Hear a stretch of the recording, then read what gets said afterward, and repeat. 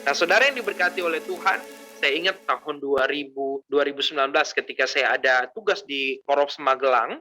Waktu itu saya dalam perjalanan dari Magelang menuju ke Solo. Nah, begitu saya kembali dari Solo kembali ke Magelang, karena kalau saya ambil jalur jalan Salatiga agak terlalu jauh, sehingga saya harus lewat yang namanya Selo, jalur Selo itu antara sebelah kiri Gunung Merapi, sebelah kanannya Gunung Merbabu, dan itu bagus sekali. Nah, waktu itu saya naik motor sendiri siang, suasananya angin sepoi-sepoi luar biasa, dan saya takjub dengan ciptaan Tuhan. Dan saya pelan saja naik motornya, saya lihat kiri kanan, saya bilang, Tuhan keren sekali. Tidak jarang saya harus berhenti, saya ambil foto, dan langsung mengabadikan momen-momen indah. Tapi suatu ketika saudara yang diberkati oleh Tuhan, ketika saya ada sedikit turunan yang agak sedikit belok, tiba-tiba saya tergelincir dan tiba-tiba saya jatuh. Saudara, semua orang-orang yang ada di sekeliling, yang ada menyaksikan, tiba-tiba bantu saya, angkat saya, dan saya duduk sejenak dengan luka yang hanya sedikit, tidak terlalu parah. Saya ambil air minum, dan saya melanjutkan perjalanan. Dan ketika saya mereview, ketika saya mengingat kembali kenapa saya bisa jatuh, karena ketika saya mengendarai motor, saya tidak terlalu fokus, saudara. Karena fokus saya terbagi-bagi. Yang harusnya saya harus mengendarai dengan baik, melihat jalan kiri kanan, kendaraan yang juga berpapasan. Tetapi waktu itu fokus saya banyak sekali. Di sebelah kiri indahnya Gunung Merapi, di sebelah kanan indahnya Gunung Merbabu pada waktu itu, dan memang menarik sekali, perjalanan itu indah sekali, saya bersyukur. Tapi karena ketidakfokusan saya, akhirnya saya harus ada konsekuensi, saya harus jatuh, saudara yang diberkati oleh Tuhan. Nah, berkenaan dengan tema sore hari ini, yaitu focus on Jesus, mungkin keep fokus, tetap fokus dengan Yesus. Tidak jarang teman-teman, saudara-saudara yang diberkati oleh Tuhan, salah satu faktor yang membuat manusia itu jatuh atau mengalami kegagalan dalam hidup ini adalah karena tidak fokus. Karena fokusnya terlalu banyak, tidak habis satu, satu lagi, dan lain-lain sebagainya. Sehingga tidak begitu maksimal menjalani hidup. Dalam pengikutan kita sebagai anak-anak Tuhan, sebagai hamba-hamba Tuhan, ada kalanya hal yang membuat kita juga tidak melihat rencana Tuhan yang besar dalam hidup kita, hidup saya dan kita semuanya, adalah barangkali mungkin saja karena kita tidak terlalu fokus dengan Tuhan. Tidak terlalu memfokuskan seluruh hidup kita untuk mencari apa yang Tuhan mau dalam hidup ini. Oleh karena itu terima kasih karena tadi pembimbing sudah dibacakan bagi kita dan sangat jelas sekali di sana, dan bagian ini adalah bagian yang sangat luar biasa tentang satu perjalanan, satu situasi, satu peristiwa yang dialami oleh beberapa nelayan ketika mereka berjumpa dengan Yesus. Ketika mereka fokus kepada Yesus, fokus pada hadirnya Tuhan, maka ada luar biasa, ada beberapa hal yang terjadi dan itu dahsyat sekali yang mereka alami. Nah, sebagai umat-umat Tuhan, saudara-saudara, saudara, sore hari ini juga saya mengajak kita untuk tetap fokus kepada Tuhan. Untuk tetap mengalihkan, memfokuskan seluruh hidup kita kepada Kristus. Saudara, jadi pertanyaannya bagi saya dan kita semua, kenapa dalam hidup ini kita harus tetap fokus kepada Yesus? Dari Lukas 5 ayat 1 sampai 11 tadi kita akan melihat ada beberapa hal yang dapat jadi pelajaran bagi kita apa yang dialami oleh para murid-muridnya, sehingga kehidupan kita bisa maksimal menjalani hidup ini. Yang pertama, saudara yang diberkati oleh Tuhan, kenapa kita harus fokus kepada Yesus Kristus, yaitu Tuhan kita? Sebagaimana ada kita lihat di dalam ayatnya yang ketiga. Ayat yang ketiga itu luar biasa sekali. Ayat yang ketiga di sana dikatakan, ia naik dalam salah satu perahu itu, yaitu perahu Simon, dan menyuruh dia supaya menolakkan perahunya sedikit jauh dari pantai. Lalu ia duduk dan mengajar orang banyak dari atas perahu. Dari ayat yang ketiga ini, saudara yang diberkati oleh Tuhan, sebagai umat-umat Tuhan, sebagai anak-anak Tuhan, sebagai pengikut-pengikut Tuhan, kenapa kita harus tetap fokus kepada Tuhan? Dari ayat yang ketiga ini kita lihat, karena ketika Yesus hadir, datang, atau ketika murid-muridnya ini Yesus fokus kepada kehadiran Yesus, maka situasi yang ada itu tiba-tiba berganti. Pada waktu itu beberapa orang, yaitu nelayan ini, mereka sedang kecewa, saudara. Mereka sedang gagal karena kenapa? Sebagai seorang nelayan, yang mana nelayan adalah pekerjaan utama mereka, tapi mereka sudah usahakan dan mereka tidak dapat apa-apa, saudara. Mereka tidak dapat apa-apa, jadi situasinya mereka sedang gagal. Mereka sedang kecewa. Karena nothing, tidak dapat apa-apa dari tangkapan mereka. Tapi ketika Yesus hadir, waktu itu Yesus bilang, saya mau naik di perahu, tolong majukan sedikit agak dalam supaya saya bisa mengajar di sana. Alkitab tidak mencatat bahwa murid-murid ini komplain, aduh Tuhan, minta maaf, ini orang lagi kecewa, orang lagi sedih nih, karena kita tidak dapat ikan sama sekali. Tapi Alkitab mencatat bahwa mereka melakukan apa yang Yesus perintahkan, mereka taruh, bersihkan perahunya, dan Yesus duduk di sana dan mengajar. Dari bagian ini kita bisa melihat, bagian yang pertama, kenapa kita harus tetap fokus sama Tuhan? Karena ketika Tuhan hadir di hidup kita, kehadirannya itu bisa gantikan rasa kecewa. Kehadirannya itu bisa membuat apa yang kita rasakan saat itu, mungkin kita sedang sedih, kita sedang ada dalam ketakutan, kekhawatiran. Ketika Tuhan hadir, itu tergantikan dengan hadirnya Yesus. Sebagai anak-anak Tuhan, umat-umat Tuhan, tidak jarang kekecewaan itu silih berganti datang dalam hidup ini. Kegagalan itu silih berganti datang dalam hidup ini. Tetapi pilihan ada pada kita. Ketika kita mengalami kekecewaan, kegagalan, dan ketika Tuhan Yesus hadir dalam hidup kita, kita mau pilih bagian yang mana? Kita mau tetap ada di dalam rasa kecewa itu, atau kita mau move on, gantikan semua itu dengan hadirnya Kristus di hidup kita. Dan bagian yang pertama ini, saudara yang diberkati oleh Tuhan. Kalau kita tetap fokus sama Tuhan, maka segala hal, kondisi-kondisi yang tidak mengenakan yang sedang terjadi di hidup kita, itu akan digantikan dengan hadirnya Kristus, yang tentunya akan membuat kita menjadi damai sejahtera. Seketika itu Yesus bilang dia mengajar di atas perahu. Otomatis nelayan ini juga mendengarkan Yesus mengajar. Dengan kata lain, kehidupan rohani, mereka mendapat penguatan dari ajaran Yesus pada saat itu. Sehingga di saat mereka mengalami kekecewaan karena tidak dapat tangkapan, pengajaran Yesus, firman yang Yesus sampaikan itu menguatkan mereka. Ini bagian yang pertama, saudara. Kalau hari ini, saudara-saudara, saudara, kita semuanya mungkin ada dalam kegagalan. Kita mungkin tidak bisa move on atas sesuatu hal. Yesus mau hadir di hidup kita. Dia mau ambil alih takut, khawatir, gagal itu. Dia gantikan dengan kehadirannya di hidup kita. Dia mau kuasai hidup kita. Supaya kita move on dan kembali memandang betapa rencana Tuhan itu baik, mulia adanya dalam hidup kita. Itu dia bagian yang pertama. Bagian yang kedua sore hari ini, saudara yang diberkati oleh Tuhan, kenapa kita harus tetap fokus kepada Kristus? Bisa kita lihat di dalam ayatnya yang ke-6. Ayat yang ke-6 berkata, dan setelah mereka melakukannya, mereka menangkap sejumlah besar ikan, sehingga jala mereka mulai koyak. Bagian yang kedua ini, saudara yang diberkati oleh Tuhan, kenapa kita harus tetap fokus kepada Tuhan?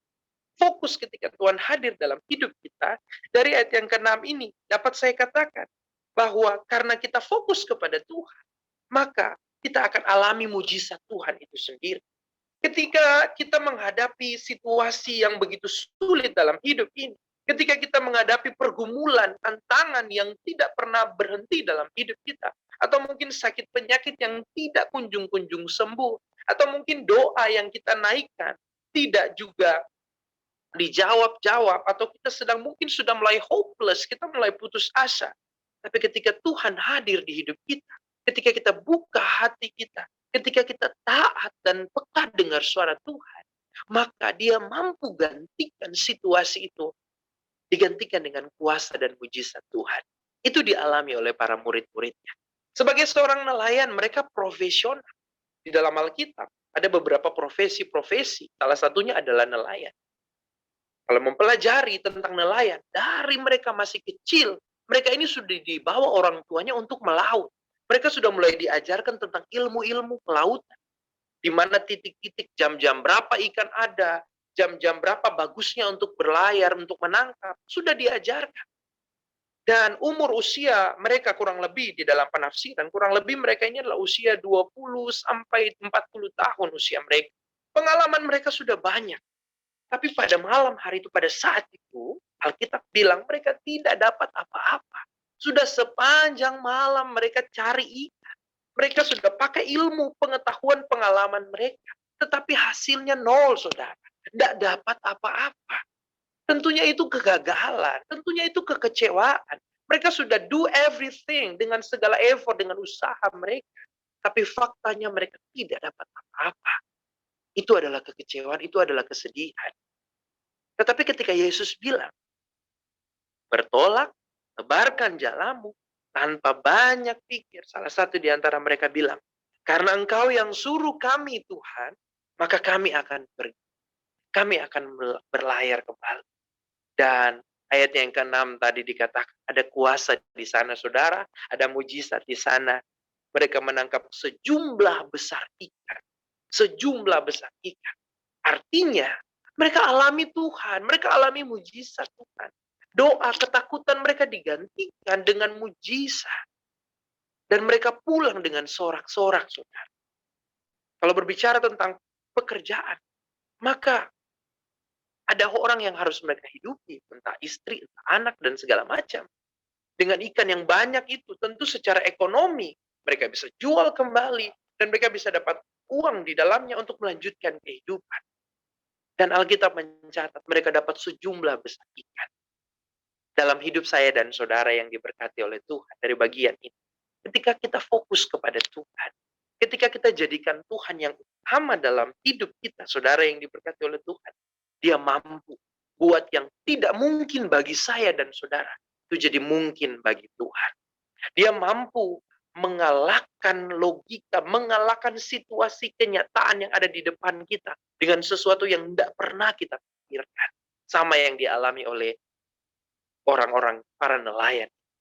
Dalam perjalanan hidup ini, baik saya maupun kita semua, saya tahu bahwa kadang ketika kita sudah bergumul tentang sesuatu hal dan tidak dijawab-jawab, ketika kita sudah bawa terus kepada Tuhan dan kayaknya kok sepertinya Tuhan diam dengan situasi itu, saya mau katakan, tetap fokus kepada Tuhan, tetap taat kepada Tuhan, tetap jalani kehidupan kita dengan tetap percaya bahwa waktu Tuhan itu waktu yang terbaik, saudara, untuk jawab.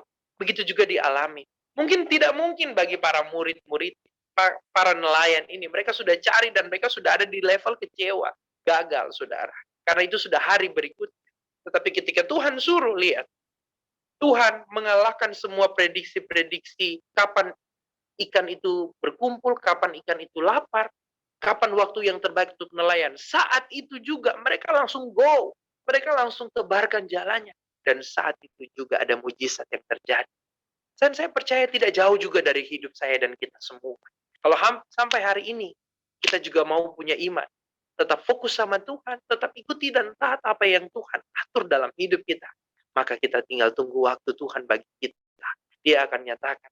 Mungkin ada saudara-saudaraku semua yang sakit, yang tidak sembuh-sembuh, fokus sama Tuhan. Tuhan mampu jamah dan pulihkan. Mungkin ada di antara kita juga yang bergumul dengan berbagai macam tantangan dalam hidup ini, tetap fokus sama Tuhan. Karena waktu Tuhan itu the best buat kita. Dan itu pasti dia nyatakan. Mungkin ada juga dalam pekerjaan yang kita mungkin sudah mengalami hal-hal sulit di tengah-tengah pekerjaan kita. Tetap punya iman yang fokus sama Tuhan. Tetap andalkan Tuhan, hadirkan Tuhan. Tadi kesaksian dari Kak Erwin luar biasa. Saya menyimak bahwa dalam situasi apapun, dalam kondisi pekerjaan yang kayaknya riskan sekali dengan sakit, penyakit, virus, dan lain-lain sebagainya, saya mencatat, Erwin tetap berdoa kepada Tuhan. Haleluya. Itu bagian saudara dari tetap fokus kepada Tuhan. Dari tetap jadikan Tuhan itu di depan kita, melewati semua rintangan. Karena saya percaya, kalau Tuhan di pihak kita, tidak ada lawan kita, saudara. Tuhan akan berperang melawan kita. Dan bagian yang terakhir sore hari ini, mengapa kita harus tetap fokus kepada Tuhan? Bisa kita lihat di ayatnya yang ke-10, saudara. Ayat yang ke-10 di sana dikatakan, demikian juga Yakobus dan Yohanes, anak-anak Zebedeus, yang menjadi teman Simon. Kata Yesus kepada Simon, jangan takut. Mulai dari sekarang engkau akan menjala manusia. Nah, saudara, ayat ini sebenarnya berbicara juga tentang panggilan. Bagaimana orang nelayan ini dipanggil oleh Tuhan untuk mengikut Tuhan. Tetapi dapat diartikan dalam penggalian saya temukan ada hal yang luar biasa di sini. Ketika kita fokus kepada Tuhan sebagai umat-umat Tuhan, maka yang baik yang kita bisa lihat adalah Tuhan akan bawa kita untuk naik level, saudara. Ketika kita tetap fokus kepada Tuhan, menjadikan Tuhan yang utama dalam hidup ini, ketika kita tetap percaya dan taruh Tuhan sebagai dasar kita untuk menjalani, melewati semua hari-hari di hidup kita, maka kita akan melihat Tuhan akan bawa kita untuk next level, untuk masuk ke level-level berikutnya dalam hidup ini. Kalau dalam nelayan ini, tadinya mereka hanya nelayan mencari ikan. Tetapi level yang Tuhan kasih buat mereka, mereka tidak lagi menjadi nelayan, tetapi menjadi penjala manusia, yaitu ikut Tuhan Yesus. Ikut Yesus kemana nanti mereka pergi. Dalam hidup orang-orang percaya, saya dan kita semuanya, kalau kita tetap fokus sama Tuhan, saya percaya Tuhan mampu bawa kita ke level yang lebih tinggi, dan lebih tinggi lagi dalam hidup ini. Bahkan, dia bisa pindahkan dari rencana kita kepada rencana Tuhan. Dari jalan-jalan kita yang terbatas ini, yang besok aja kita nggak tahu apa yang terjadi. Mungkin sejam, 2 jam ke depan kita tidak tahu apa yang terjadi. Kita bisa dipindahkan oleh Tuhan dari rencana kita kepada rencana Tuhan. Yaitu Tuhan yang tahu hari esok. Tuhan yang punya hari esok. Tuhan yang tahu akan jadi apa dan seperti apa. Bahkan di dalam dunia ini. Di tengah-tengah ketakutan, kekhawatiran, perang yang terjadi di mana-mana. Dan saya nggak tahu virus ini juga seperti apa dan lain-lain sebagainya. Tetapi ketika kita fokus kepada Tuhan, saya percaya dia persiapkan kita untuk kuat menghadapi level berikutnya di hidup kita. Ini juga mungkin bisa jadi dia mampu ketika kita fokus kepada Tuhan. Bisa jadi dia juga memperluas kapasitas kita. Dia memperluas kemampuan kita. Dia memperluas keahlian kita. Sehingga kita jadi orang-orang, jadi umat-umat Tuhan. Di dunia pekerjaan, di dunia bisnis, di dunia usaha. Untuk menjadi seseorang yang luar biasa. Bisa menjadi berkat, bisa jadi garam. Dan tentunya, itu semua bagian dari rencana Tuhan dalam hidup kita. Dan saudara, next level berbicara tentang prestasi iman, saudara. Saya percaya kerinduan Tuhan bagi saya dan saudara sebagai umat-umat Tuhan, tak mau hidup kita itu begitu-begitu saja. Saya tahu itu kerinduan Tuhan. Dia mau hidup kita juga harus mengalami peningkatan demi peningkatan. Dan kalau hari ini, dari firman Tuhan yang mungkin sederhana, yang dapat saya paparkan bagi kita, kita tetap fokus sama Tuhan, maka saya percaya, kita akan dibawa Tuhan, rencana Tuhan yang indah, ke level yang lebih tinggi lagi. Dan di sana Tuhan sudah menanti kuasa dan berkat-Nya. Matius 6 ayat 33 berkata, cari dahulu kerajaan Allah dan kebenaran, maka semuanya akan ditambahkan kepada saya dan saudara. Jadi hari ini saudara, mari kita tetap fokus kepada Tuhan. Apapun kondisi hidup kita. Kalau mungkin ada di antara kita yang kayaknya, mulai ragu, mulai kecewa, mulai sedih, mulai flat menjalani hidup. Atau mungkin, doanya mulai kering-kering atau jadi hambar. Kembali bangkit. Kita fokus sama-sama buat Tuhan. Supaya kita melihat rencananya yang besar dalam hidup kita. Karena saya percaya, tidak ada yang mustahil bagi Tuhan. Saudara, saya tidak perpanjangkan firman Tuhan sore hari ini. Tapi ada satu pujian yang saya ajak kita nyanyi bersama dari tempat kita. Saya akan putarkan musiknya bagi kita. Mungkin kita bisa nyanyi. Kita nyanyikan ketika bagian ref ini. Bagi Tuhan tak ada yang mustahil. Ini bagian yang sangat luar biasa. Kiranya ini jadi kekuatan bagi kita sekalian. Sama-sama kita akan menyanyikan pujian ini. Bagi Tuhan tak ada yang mustahil.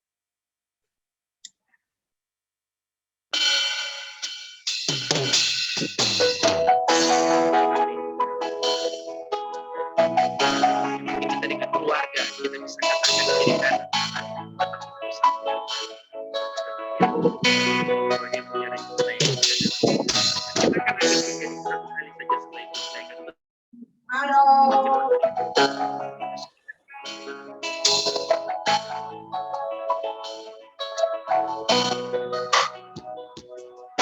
saya akan saat berfirman,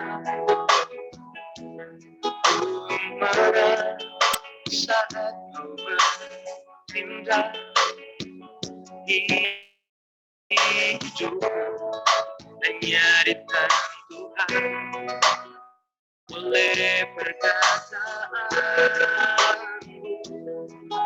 Amin. Aman karena kau menjaga, kuat karena kau menopang, kuat karena kau menopang hidupku. oleh kuasa. Bagi Tuhan tiada yang mustahil. Amin. Bagi Tuhan tak ada yang mustahil. Bagi Tuhan tak ada yang tak mungkin. Mujizatnya disediakan bagiku, diangkat dan dipulihkannya. Amin, saudara-saudara yang diberkati oleh Tuhan. Bagi Tuhan tidak ada yang mustahil. Mari kita berdoa akhiri firman Tuhan sore hari. Terima kasih banyak Bapa di sorga. Terima kasih karena kami punya Tuhan yang besar. Kami punya Tuhan yang mengasihi kami apa adanya. Bahkan kami punya Tuhan yang kenal kami sampai kedalaman hati kami. Yang mengenal pergumulan kami. Yang mengenal kekhawatiran kami. Yang mengenal ketakutan kami. Yang mengenal setiap usaha-usaha yang kami kerjakan dalam hidup ini. Terima kasih banyak Bapa di sorga. Kami percaya dan beriman sampai hari ini. Kau tetap Allah yang baik. Oleh karena itu, sore hari ini Tuhan, biarlah kami sebagai umat-umat Tuhan tetap memfokuskan hidup kami kepadamu Tuhan. Supaya kami merasakan betapa di dalam kami mencari dahulu kerajaan-Mu di hidup kami. Kami melihat Tuhan akan nyatakan kuasa, kebenaran-Mu atas kami semua. Terima kasih banyak Bapa di sorga, terlalu terbatas mungkin hamba-Mu menyampaikan kebenaran firman, tapi kami tahu bahwa Roh-Mu itu kuat Tuhan. Roh-Mu itu aktif berbicara kepada kami, hadir di hidup kami untuk terus menguatkan kami. Oleh karena itu terima kasih banyak Bapa di sorga, kami sudah dengar firman-Mu, dan jadikan kami pelaku-pelaku firman-Mu dalam hidup ini. Di dalam nama Yesus Kristus kami berdoa dan bersyukur kepada Tuhan. Haleluya, haleluya. Amin.